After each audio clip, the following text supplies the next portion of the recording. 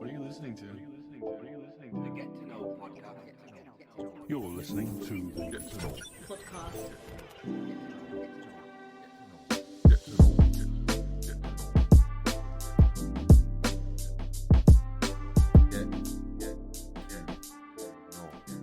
What's happening, guys? This is Liam, and you're locked into the Get to Know podcast. If you're listening right now, big up yourself. I appreciate you. Special shout out to all the people following the socials. Big up all the people that are sharing the posts. Special shout out to my guy Ben. This brother, he shares pretty much every post on Instagram and Twitter. My guy. Big up all of you, but I'm gonna need a few more Bens. My man must be feeling like that kid in the class whose work got used as an example right now. Shout out to you, bro. Anyway, man's got some big news.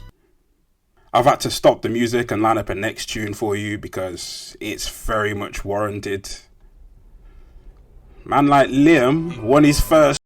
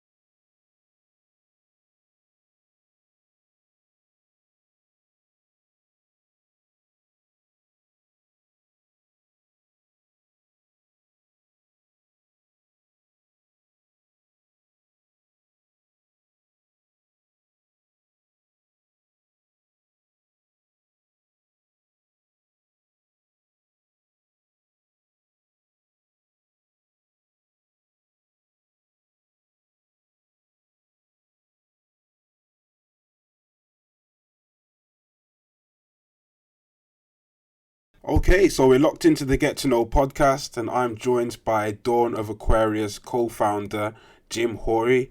Jim, how you doing, bro? Yeah, good man. Good. Thank you for having me on. My pleasure. Honestly, man, I'm buzzing to have you on the show today. Yeah, I really appreciate the ask, man. I really appreciate it. I'm glad what I say resonates with you, man. It really does, man. I'm looking forward to unpacking that with you. I missed you on the Instagram feed. I hadn't seen you on there for a while, but once I reached out, I saw that there was a new profile, and I was like, yes, I found you, because you were like a meme page before meme pages were cool. Yeah, trust me, man. My ADHD used to finesse the memes. Oh, mate, honestly, it was gold. You were like a visionary. Yeah. Planting them meme seeds, man. planting the seeds. Oh, mate, honestly. All right, so to get into things, we are going to get into the quickfire round. So I'll ask you a series of questions. I'll give you two options, and you just give me the one that you prefer. Yeah, cool. Yeah. So, firstly, English or maths? Maths. Definitely. Messi or Ronaldo? Ronaldo. Films or TV series? Oh, my ADHD. Oh, TV series. Xbox or PlayStation? Xbox. Cats or dogs? Dogs. Dog gang all day. Yeah, I knew the answer to that one. Shout out, man, like socks. Apple or Android? Apple. I'm simple. I'm a simple guy. Nike or Adidas?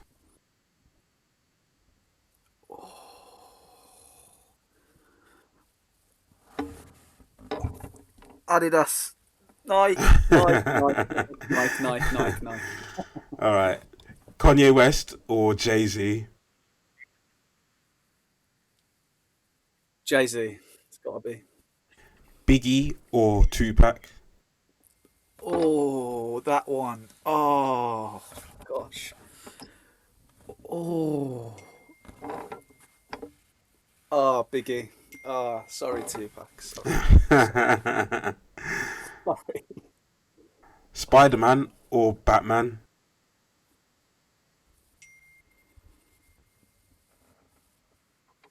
Spider-Man. Spider-Man. Instagram or Twitter? Insta. And finally, winter or summer? Summer. All day long. Not even close. My guy. It's not even close, man. If you prefer winter, you're a psychopath. Deep down psychopath. Oh, man. So, Jim, talk to me about your background growing up and the journey to you starting your first business. How far back do you want me to go, man? Let's say the end of school. Okay, cool. The end of school. So, at school, I was the class clown, and that was just my role. That was the way that I chose would be best for me to fit in. I adopted that role pretty easily. So I ended up getting kicked out in end of year 10, and put in this like little isolation unit where I'd go back into school for 3 days a week, 2 hours at a time. I was never naughty. I was just mad cheeky, man. I was always challenging teachers. I didn't really respect the authority of teachers. I also had some mad ADHD. My attention span, not the best. At school anyway, when I'm not passionate about something, it's game over, curtains. So, end of school. I'm still thinking at this point they're going to let me come and do A-levels at school. Don't know where I got that idea from. Had a meeting with the head teacher. He said, "What do you want to do after school? After we finish?" I said, "I'd like to come back for A-levels." He laughed at me. He laughed at me in my face. He said, "We can't have you back here for A-levels, Jim. We can't have you back here for A-levels." So I had to choose somewhere else because I was still drilled into that mindset of A-levels, uni, job. That's what life is. You got to do that. So I wanted the A-levels. So I went to college, tried A-levels, couldn't concentrate. I ended up messing around with my friend Kerry, man. My friend Kerry. I went to college with 4 subjects. Met Kerry at college. Didn't know she was there. She shouted me over. I've ended up dropping all my classes to go to do every single class that Kerry's doing. Oh, and it was just a bad choice, man. We were just rinsing teachers, mate, rinsing them, absolutely rinsing them. We went to college for the banter, rinsing teachers, just like messing around, just having bare jokes, getting kicked out of lesson. So ultimately, we both had to flop college because the attendance went down. She got kicked out. Then I thought, you know what? I've chose all these lessons because she's on these lessons, and I just thought, you know what? I can't be bothered. Didn't stop going. Thought my life's over. I've failed A levels. I've got nothing left, like Ian Beale. I'm choosing to do something else. I'll switch it up. Tried electricals. Just didn't ignite my passion. I tried business studies. It didn't ignite my passion because I don't know if you've ever done business studies, but yeah, I have. It's just not really what business is. It's just more about theories. It's more like school, to be honest. It's more like just going to school, and it just didn't really ignite my passion either. So I stopped that, and then I thought, you know what, I've got to do something else. So I took up an engineering apprenticeship, and at this point I thought, wow, this is all I'm going to be in life. An engineer. I mean, no disrespect to engineers, but that weren't me, man. I'm not very hands-on. That's not my intelligence. My intelligence isn't mechanics and engineering and that. It's more, I don't know what it is, but it's definitely not that. I'm more of a mathematical mind. Sorry to cut you, but what about the fact that you've now started earning a bit of money? Did that mean anything to you? Oh, mate. Talking about money, I was on, what was I on? £2.50 an hour. I was on £2.50 an hour apprenticeship wage for a year. £400 a month for a full-time job. Oh, it was peak, man. My mum was taking about £80 a month for rent, and the rest was like food, and I had no money every month basically. It was dead for a year. So I did 3 years of engineering. I ended up being qualified, went to a few different companies, just tried different types of engineering, and it was never really for me, really. I just knew that I can't have someone tell me what to do. I remember sitting down with my boss in my first company, and he said, where do you see yourself in 10 years? And I was like, to be honest, mate, I can't see me working for you, and I can't see me working for anyone else. I don't really want a job. I want to run my own business. He laughed at me as well. Everyone's laughed at me, man. I swear to God. It's, you know what it is? Because they don't see the side of me that's serious. That's why, because they haven't ignited that. So he laughed at me. He said, you haven't got the drive. You haven't got the ambition. You just ain't got the get up and go in you. You haven't got it in you. And I was like, bro, this geezer's just buried my life, mate. And at that point, I got triggered. I felt rejected. I got triggered. I was pissed off. And I said to him in his face, I said, you know what, mate? Just for that sentence alone, you can shove your job up your arse, mate. I walked out the company, didn't come back, got another job. Oh, it was all in the heat of the moment. So irrational. So I was just 17, and it was just irrational behaviour, man. Walked out on an impulse, got another job the next day, engineering again. And again, I thought, better job, better pay, better benefits from the company. This might solve the problem. Maybe I'll be happy here. Wasn't happy there either. Then I tried another company, better pay, better benefits from the company, less hours. I thought, you know what, this could be me. Nah, it wasn't me, mate. It wasn't me. I was, yeah. It was a tough time, really, trying to fit into that work life. And a few things happened. I ended up erratically leaving that job as well, because one of the other workers basically assaulted me. I won't go too into depth into that, but he tried to headbutt me, and I thought, you know what, it's either me and this guy are fighting in the car park, or I'm just walking out of this job, man. So I just walked out of the job, and I thought there and then, if I go and get another job now, I am just disrespecting myself, and I'm disrespecting my intuition, I'm disrespecting where I want to go in life. So I just thought, I'm going to start a business. I said to my mum, I'm going to start a business. And she said, what? what? My mum's very fearful, do you know what I mean? Her and her friend were sitting there figuring out problems that I'm going to encounter. Like, I don't have that in me anyway. Like, I haven't got my own thinking mind that can think about all the problems I'm going to encounter. She sat there thinking about all the problems I'm going to face. She's like, but what if it doesn't work out? You've got to get money, this, that and the other. And I was like, Mum, I don't want a job. I can't handle being told what to do. She should know that. I didn't like her telling me what to do, do you know what I mean? Let alone some random geezer who I'm selling my soul to for a wage and a chance at some form of societal success. Definitely don't want him telling me what to do. So then I just sat down. I was like, right, I've got to come up with some business plans.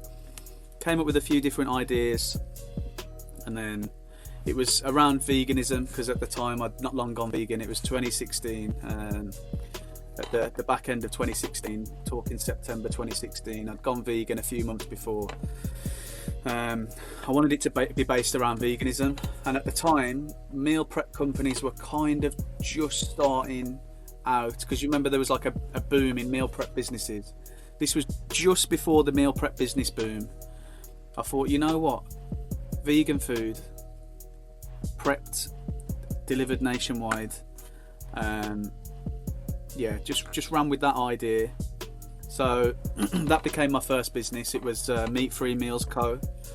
Taught me a lot of lessons, took me to some pretty dark, deep places that you're not really prepared for. They never tell you about that in business studies. By the way, you're probably going to feel suicidal after a little while. You're not going to be paying your bills for a while.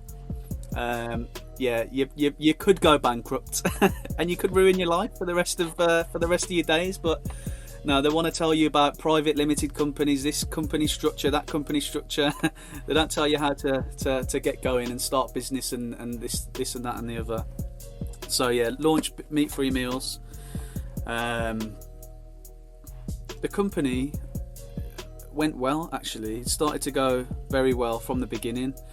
I was the top of Google if you searched vegan meal delivery UK. What I did was I sold frozen vegan meals. They were frozen. I started fresh, but I found out there was a lot of wastage.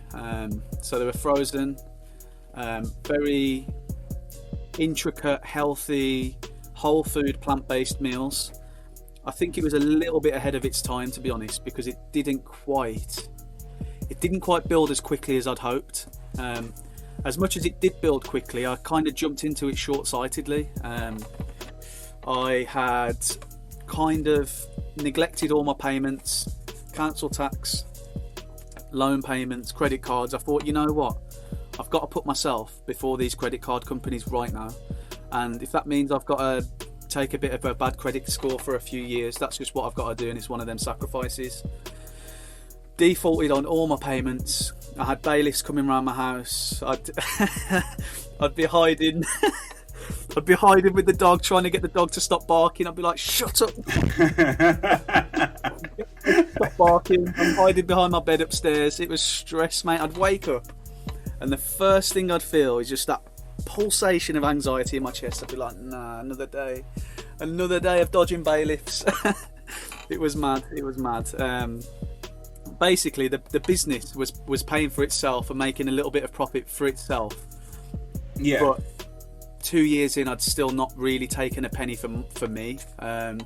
It was just paying for itself, the unit and self-sustenance of the business itself. I think what I'd planned was quite a large-scale operation that would have needed quite a lot of investment. Probably talking minimum 50k really to get it properly the way I wanted it to operate. And I started it for £3,000. I had a little cash injection from my mom a year in, and that was about it really. And that over the one summer, like 2 years in, the sales just took a dip. And it had gone past the point. I'd really rode it out to the end at this point. Um, I'd rode it out to the end. The sales had took a dip. I didn't have any personal money because I'd pretty much gone almost bankrupt. I was on the verge of bankruptcy at this point.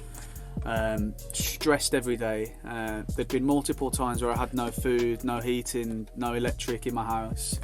It was depressing, mate. I nearly killed myself. It was very peak times, man. And you know what? Sometimes you just got to know when to exit it, man. And this was the time I had to exit it. I had to think on my feet. I had to be a little bit more selfish, because this thing I was building was bigger than me. It was about veganism. It was about the purpose. It was about all of these things that I wanted to manifest for the world. Do you know what I mean? So I was thinking about that, but then I thought, you know what? I've got to get paid. I've got to get paid. I watched a video from this guy called Project Life Mastery. And it was how to go from broke to financially stable. Basically, it wasn't like a get rich quick, like, oh, invest in Bitcoin, you'll be a millionaire with a Lamborghini at the end of the year. It was grounded, rational, applicable advice. It was and it was really helpful. And he said in it to basically, you've got to have some cash coming in right now. If you're at a point where you're broke and beyond repair financially, you've got to have something coming in right now. And I didn't have anything coming in, really. You're listening to the Get to Know podcast.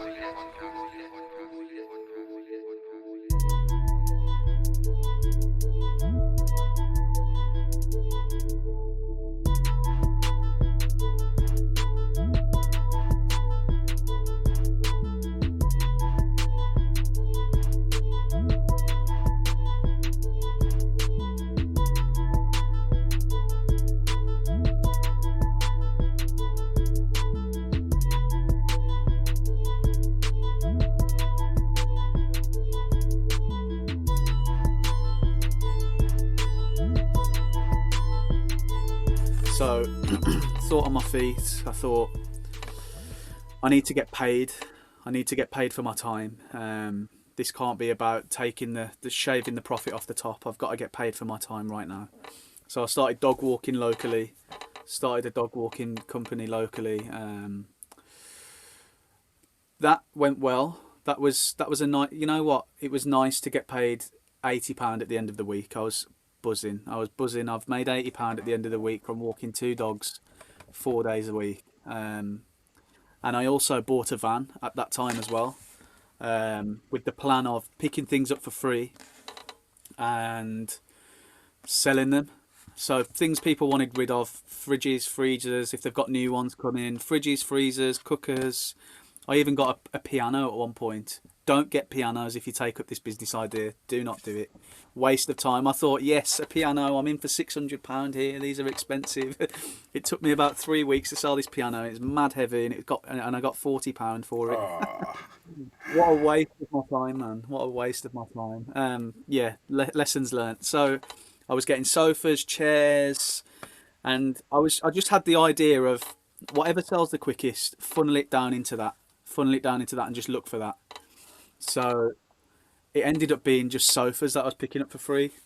The amount of sofas you can get online for free that are in good condition, just because people have bought a new one, haven't thought about it, it's crazy. Whittled it down into sofas, and then that's branched off into now selling pretty high-end retail and some designer corner sofas and sofa sets and stuff, and that's where I'm at now with that. Nice. Still doing that now.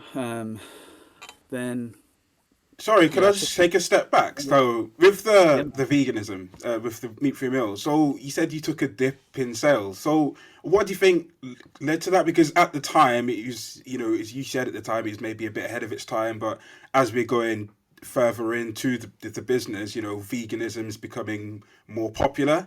So, what do you think kind of caused that dip in sales? So I'm not sure what caused it on a physical level, because I was still the top of Google. But I am a firm believer in the universe has got its own path for our life. And I think at that time, my future self, this is going to get a bit airy-fairy, but my future self must have known that I'm about to leave Wolverhampton and I need money, because I was leaving Wolverhampton the next year, February, 6 months later, after I had to close down meat-free meals. My future self must have been already there, thinking we got to get some money involved here. We've got to leave Wolverhampton, because that was my path to leave Wolves. So spiritually, I think everything happened as it needed to happen, and it was just a bit of a blow to my ego, really, because everything came shattering down. But really, it was for my greatest good. But I don't really know on a physical level what made it take a dip in sales. I think the one area of business that I neglected was through, I would say, no fault of my own, just through lack of cash flow, which is another lesson learned. Cash flow, paramount importance in business. There is nothing more important than cash flow. I don't care about your marketing, your branding. Cash flow has to be there first of all. And I didn't really have the cash flow to inject into the marketing. So I was just relying on organic sales through Google, Instagram, Facebook. Google being the main one, and word of mouth, obviously. But yeah, I think it was just a lack of real cash injection into the marketing side of things, really. And if I was to go back and do it again, I would prioritise the marketing over maybe some other purchases that I made for the business.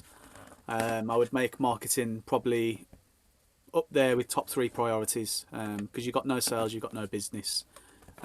So yeah, I think that was maybe where I fell short. But yeah, it's all lessons learned. I took it with me, and I'm grateful for every single lesson that I learned, man. It was a deep one. So how was it for you at that time? Like, say, you're no longer in employment, you're running your own business, which is something that you'd aspired to for a long time, and then you're actually doing this business in something that you care about personally. So how was that change? How was the change in mindset after that? And now you're actually doing something that you really enjoy, even if it's not going incredibly well.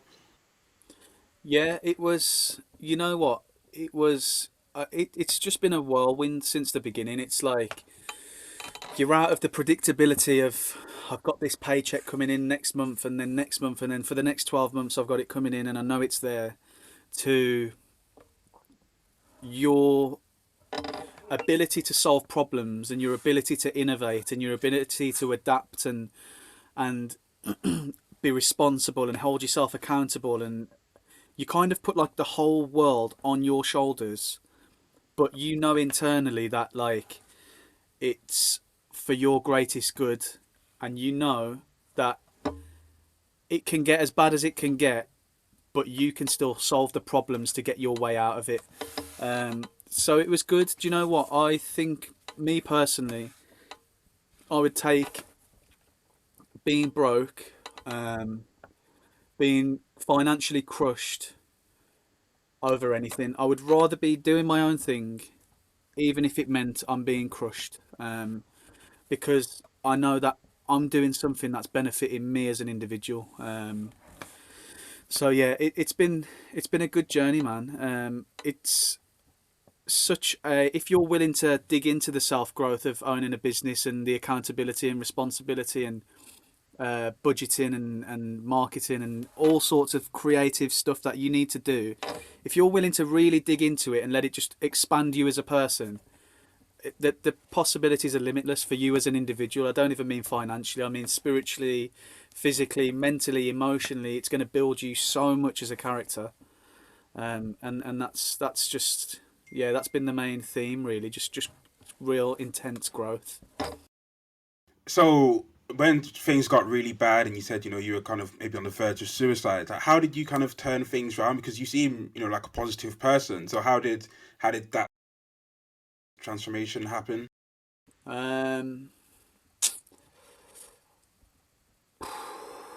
It's a difficult one to answer, to be honest, because for me, as you know, I'm into my astrology. I'm a water sign. I've got very heavy water in my chart. Water is emotion. So for me, emotions have always been very turbulent and like very intense. I feel things very, very deeply. So for me, these suicidal moments come and go constantly, always. I mean, even recently I've had them, but what I've started to realise is through working on myself and working on my spiritual self and physical self and stuff, I've started to really get on board with the idea of like death not being the end. So when I'm going through these suicidal times, shortly afterwards I'll notice an extreme period of like self-work, self-growth, like intense focus on myself and becoming a new person. So I think maybe like the suicidal thoughts could be a sign of maybe a non-physical death that's coming. It's just about being able to really allow that to be there and allow it to just do what it needs to do without acting on it. There was one point that I nearly did act on it. I had it all planned out. I was gonna. It got a bit mad, mate. It got a bit mad. That was the darkest time of my entire life. But shortly after that, things really started to take a positive turn for me.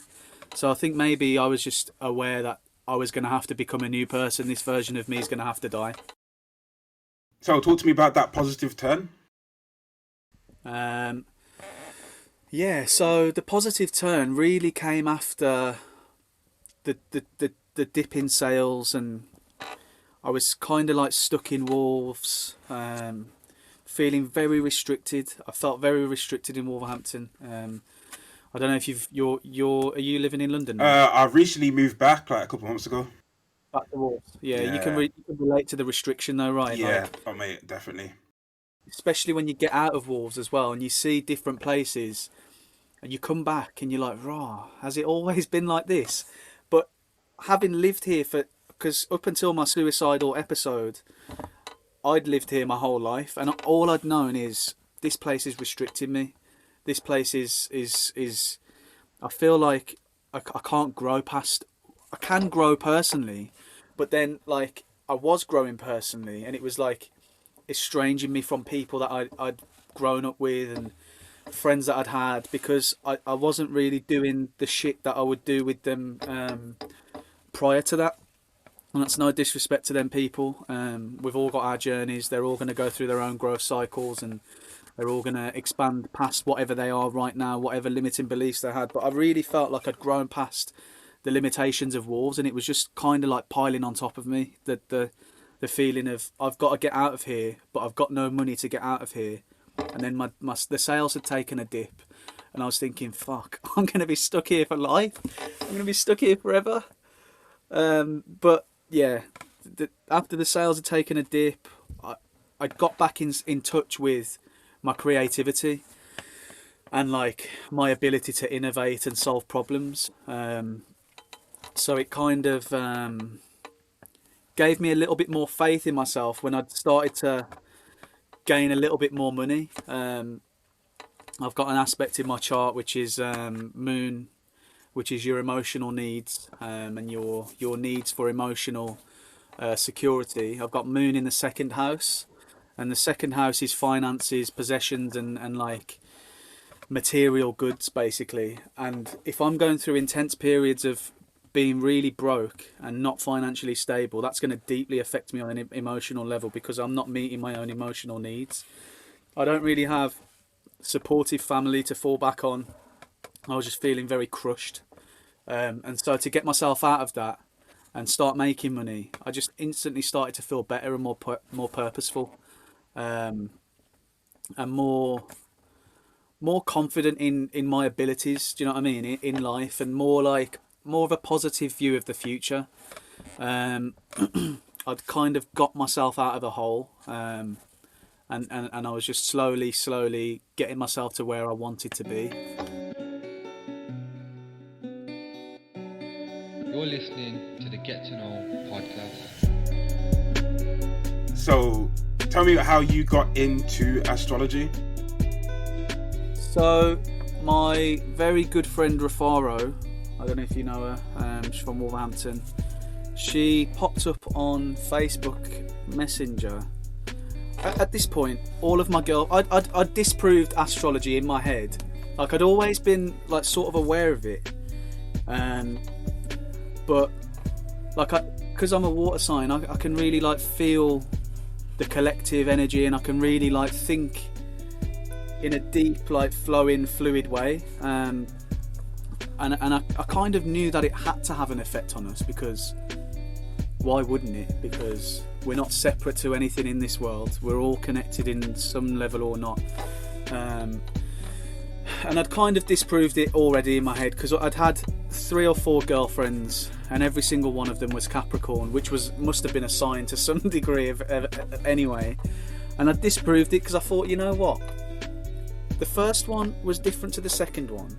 The second one was completely different to the third one.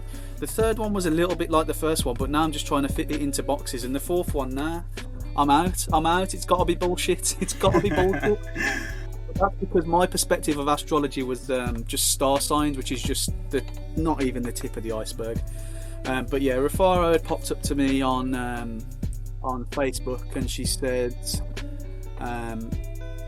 said, I've got to know, what sign are you?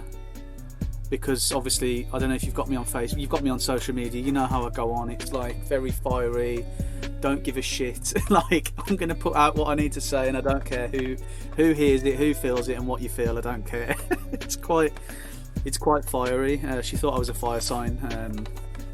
But yeah, so I messaged her back, said I'm a Cancer.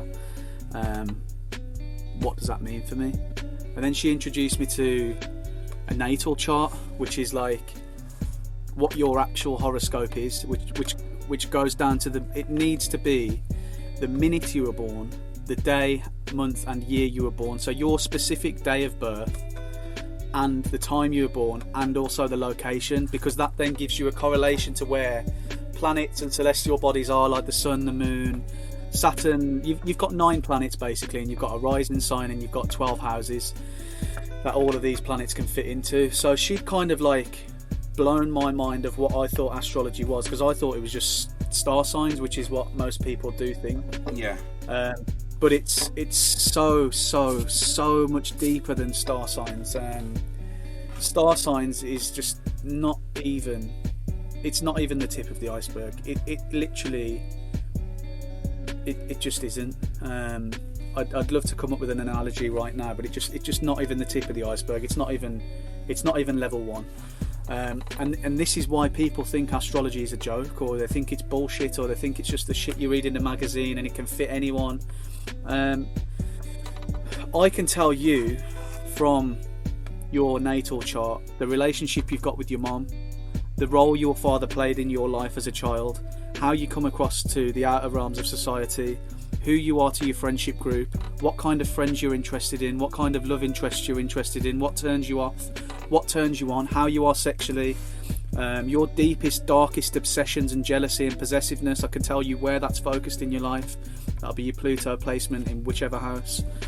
And it gets very, very, very intricately accurate. It's not like a cookie cutter, like airy-fairy, wishy-washy, like, you know, this could fit anyone. If I'm going to read you a natal chart, say if I was to read your natal chart, but I was going to read it to someone else and tell them it was their natal chart, they'd be like, what? That's nothing like me. Because it's so personalised and so intricately detailed that, you know, all you need is a natal chart reading to see that astrology is not bullshit. And also what we need to realise is these elite forces in the world, they use our astrology and the astrology of the planet against us on a daily basis. They finesse us on an astrological level because it's all part of a process called alchemy. Alchemy being basically the blueprint to life. Harry Potter is actually based around alchemy, but we think Harry Potter's a joke. Alchemy is just basically turning base metal into gold. That's the alchemist's goal, would you say? And they do a lot of alchemical, like ritualistic stuff based around energy placements like Saturn and for example this year we've just had a Saturn and Jupiter conjunction on the 21st of December. Now Babylon know about that, obviously. That's basic stuff. Planet placements is pretty basic stuff. and they've already started to implement how that would work for them well, which is very tight restrictions. And like, because Jupiter is the planet of expansion and Saturn is the planet of restriction, so when you pull them two together, you can kind of expand on restrictions, if that makes sense. So you can make very like restrictive rules, laws, legislations. And if you go on Facebook or Instagram right now, you'll see what day that they launched their new terms of usage, which was the 20th of December, which is so bait because it was the day before the conjunction. And right now we're facing more and more tighter restrictions, but because those two energies are working towards that for Babylon, like it's going to work for them unless we start to pull that back and start to make it work for us. What we need to realize is they're using it against us. So while we're out here trying to say prove astrology to me, or you know, I'm gone past the point of proving it to people, but like, it's like people want it to be proved to them, but they're getting it used against them on a daily basis. But yeah, that was a tangent. Rafara, she popped up on Messenger and asked me what sign I am, and from then it was just a rabbit hole, and she's the person I co-founded the company with. So yeah. Oh, talk to me about natal charts and how they work. So, a natal chart. So, like I say, it goes off the minute you're born. I'll just talk you through the planets. I won't get too deep, won't get too, far out. So, the main three that everyone usually knows is the rising sign, the sun sign, and the moon sign. So, your rising sign changes every 2.5 hours because it's the sign that's rising on the eastern horizon the minute you're born, and that's the fastest moving placement really for the chart. That's why the chart needs to be accurate to a minute, otherwise you're not going to get a very accurate chart reading. It's just going to be very, not that vague, but vague if you want to dig deep. So so you've got your rising sign, which is the sign that was rising on the east of the horizon, the eastern horizon as you were born, and that is how, like, people that don't really know you would describe you. So like, people that are aware of you know you, but they don't really know you that much. Maybe they've got you on social media, they've met you a couple times. It's our shell basically. It's like how we come across upon first meeting someone. So I don't know if you've ever heard someone describe you in a way that really is not you. No, that's not me. Me, for instance, people usually just see my Leo rising. So they'll know me as jokes, class clown, out there, confident, bit arrogant maybe, cocky, bit showy, bit rude, and like just very Leo energy. People who don't really know me that much will describe me as a Leo, which really, that's my only fire placement. Do you know what I mean? That ain't really who I am. That's just how I come across. That's just how I assert myself out in the outer world. So that's your rising sign. You've got your sun sign, which is your ego, your ideal self. So for instance, if I'll just use myself as an example, I'm a Cancer sun. Cancer is the nurturer, it's the mother of the zodiac, it's a homebody. It takes matters of the home and the mother and roles of nurturing very seriously. And like, as a Cancer sun, because it's in my ego, I want people to see me or tell me that I'm such a nice guy, or nurturing, or so nice, so caring, like very mothering. You can go to him for advice. That's it, because that's in my ego. Like that's my ideal self. Now your moon sign, and this one's probably going to be a bit of a like mind blown moment for people, because they're like, what? You can have a moon sign as well? You can have a moon sign. You have everyone's got a moon sign. So your moon sign is the relationship to your mother, who you are at home, your emotional reactions, and your like deep inner needs and responses to things. Me, I'm a Virgo moon, so my instant reaction to things when people are, say, coming to me for advice is to do some Virgo shit, analyse the problem, come out with the fine details, give people unwanted life advice. It's a bit of a know-it-all energy, to be honest, because it's ruled by Mercury. give people unwanted life advice sometimes. Like, it's quite a cold, rational, stiff energy. It's like a parking attendant. It's very focused on the small details. It's like, it's the guy that's going to be writing the council tax letter, basically. Very Virgo, boring, rational, small details, matter of fact. Pay you £345.67 before Tuesday the 11th of November, otherwise we're going to issue court proceedings. It's very, very Virgo, very boring uncle energy. That's my moon sign. So after the moon sign, you've got your Mercury sign, and your Mercury is your thinking and communicating planet. So it's just basically how you're going to talk. You're going to think. Your thought process is how you're going to think about things, and how you're going to come at it, like from a speech and dialogue perspective.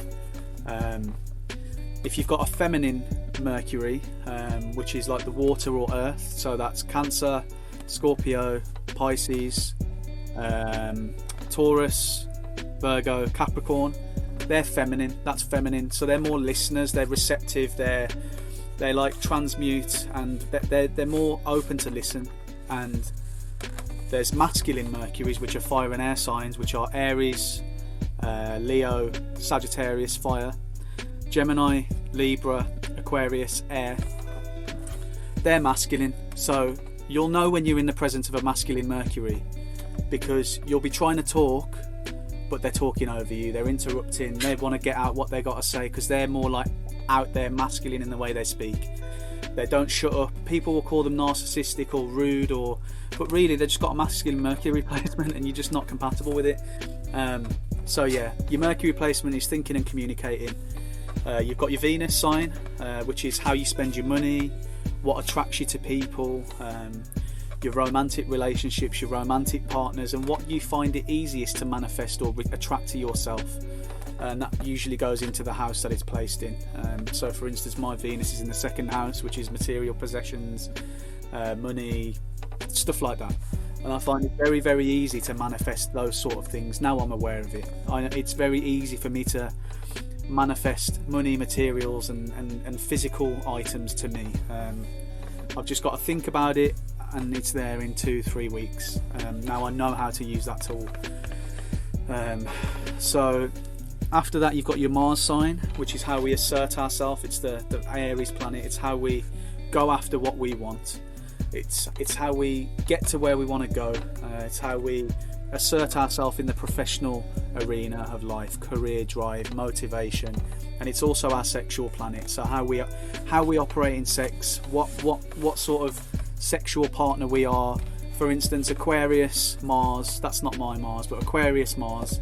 Aquarius rules all things weird, freaky, and out there, wacky and rebellious. So Aquarius Mars people, they like really weird shit, like you know, golden showers and all sorts of them mad things, them Aquarius Mars antics. And after your Mars placement, you've got Saturn. Saturn is where you'll find restrictions. It's the Capricorn planet. Hard work, restrictions, growth. After that, you've got your Jupiter placement, which is where you'll find expansion and fortune, and it's the Sagittarius planet, where you'll find a sense of adventure, or, you know, somewhere you don't really like to not feel freedom. And that'll go in. When I'm talking about the outer planets, so the 5 that I've just said, Sun, Moon, Mercury, Venus, Mars, and your ascendant, they're like your inner planets. They're more like prominent, so I go off the signs sometimes.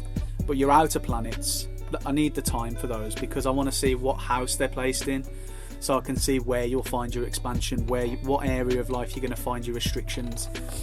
Saturn, you've got Neptune, which is like our dreams, our like delusion, self-delusion, self-deception. You know, when you're deceiving yourself in a certain area, or you can't seem to like really get things together, that's because you've probably got Neptune placed there, because Neptune creates like very dreamlike state and deceptive state, and it's very lucid, it's very otherworldly.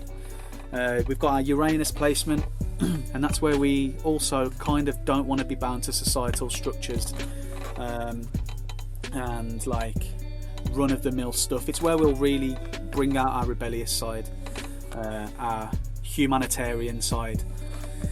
And finally, you've got the Pluto placement, which is our deep, dark, obsessive nature, where that will come out. Our deepest, darkest sort of obsessive, like, it's the shit, it's our deepest shadow, the shit that we really probably don't want to hear about ourselves. That'll be where your Pluto placement is. So yeah, that's pretty much all the planets.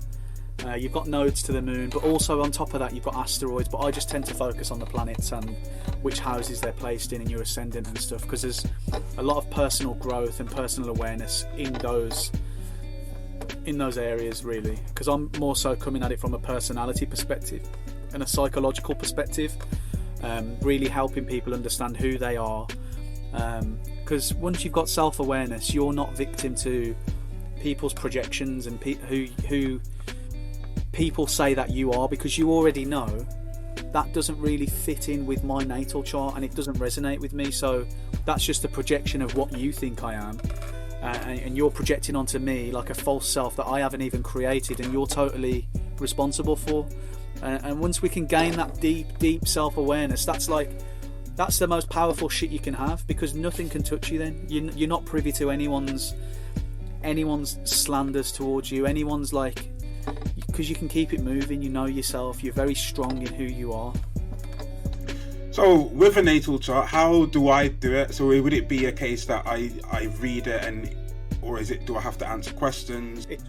It's just basically the time you were born. So I would suggest using a pretty basic website first. There's a website called Cafe Astrology, cafeastrology.com. That website's got its limitations. It's purely for beginners. I would never use it, me personally, but if someone's just starting out in astrology, I would say go to Cafe Astrology, type in the time you were born, the day you were born, and get like a free natal chart report. Or there's an app called The Pattern. I don't know if you've heard of it. The Pattern, it's great. It doesn't really talk you through which aspects it's mentioning when it's describing you, but if you want to really dig into who you are, The Pattern is great, because it knows you. It's based around your birth chart, your natal chart, but it doesn't really tell you which aspects these are. But if you're just strictly interested in finding out about you personally, download The Pattern. It's a really great app, free app. It's very popular at the moment. That's a great start as well. There's also another app called CoStar. That one I don't really recommend personally, but it's basics. It probably will get your head around your basic placements and give you a little short description of them.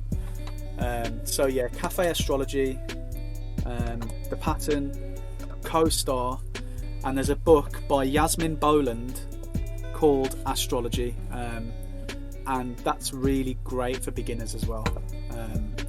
So yeah, there's endless learning, man. I'm always learning. It's literally an endless rabbit hole of learning astrology. Do you ever see things that are wrong about you and think, oh, but that's not me? No, that's not me. Nah, man. There's always an answer. That's the great thing. There is always an answer. I've never met anyone that doesn't perfectly match their birth chart, because it's not physically possible to do that either. You can tell when someone's suppressed, like when someone's not really operating at their true essence, like operating at their full potential. You can see when they're like repressing themselves. Maybe if they've got like a very strict family, they'll be kind of operating in that family structure more so.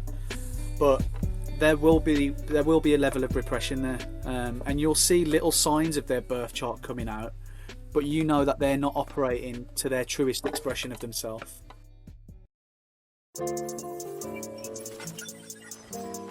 listening to the Get to Know podcast.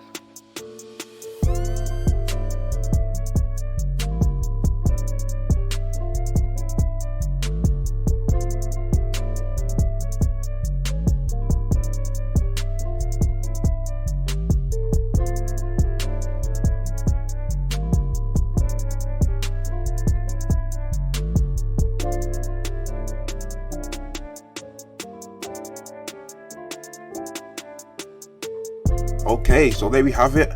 Part 1 of me getting to know Jim Haughey. Shout out Jim for coming on. I'm looking forward to you hearing part 2 next week.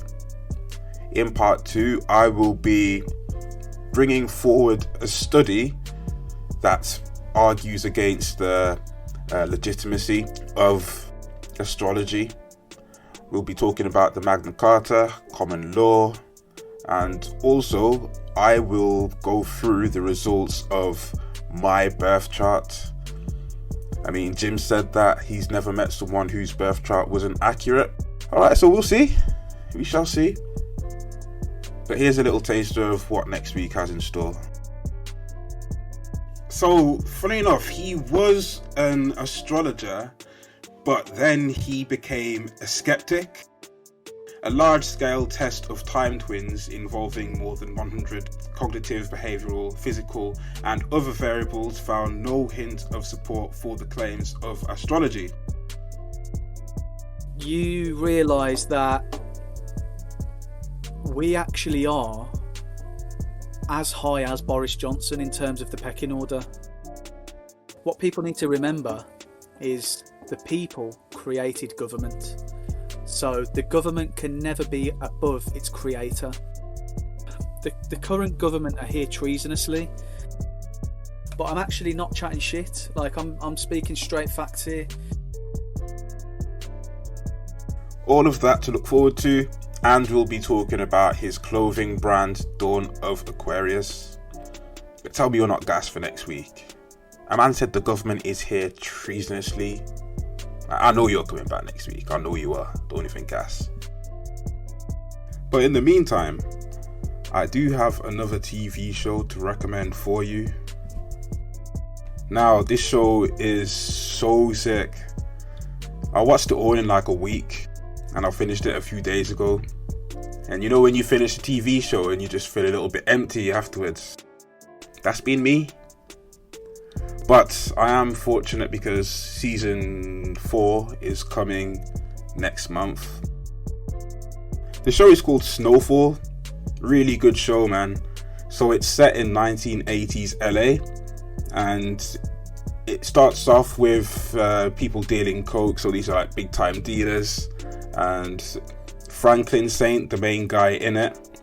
So he gets into that market, and he then stumbles across crack and how that's made, and he starts manufacturing that. And yeah, so it's basically like a bit like Power, but set in the 1980s. But yeah, man, really sick show. Shout out to Damson Idris, the main guy. So that's who plays Franklin. He's actually from London. Hold tight, him doing his thing. And you can find this show on BBC iPlayer. There are 3 series out so far.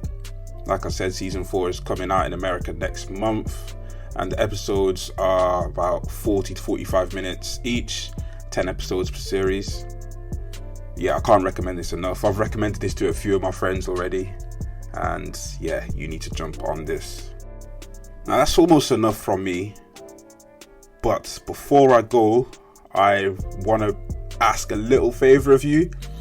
So if you just want to rate the show, Apple Podcast, Spotify, wherever you listen, just drop me a local 5 stars, and yeah, man, that'd be very, very good of you.